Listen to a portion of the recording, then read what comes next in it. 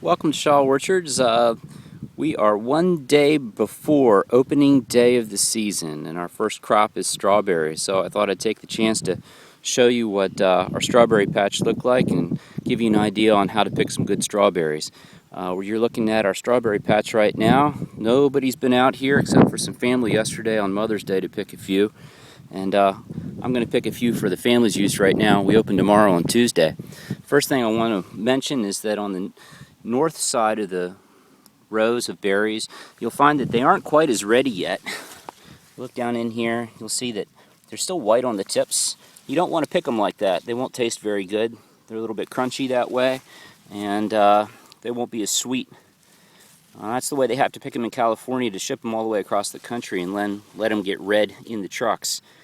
Here, if you got the chance, what you'd really rather do is go to the other side of the row. And on the other side of the row, you'd find berries that look like this. Red on the bottom, red, deep red on the top. That's a beautiful berry to pick. It's in good shape. Red on the bottom again. And what you'll see is just on the other side of the row here, where they get a little bit more sunlight. This is on the southwest side. Berries are a little bit more ripe.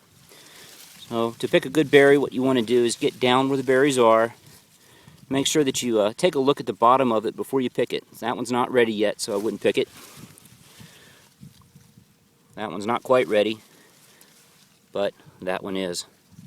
After a while, you can kind of tell which ones are going to be ready because they have a deeper, darker color. That one instead of this one, for instance. You can see the difference in the color there on that one. But we have a beautiful berry crop this year, as you can see. Look at that. They're beautiful. And there's just rows and rows and rows and rows and rows on this big field. So I hope to see you soon at Shaw Orchards. Thanks.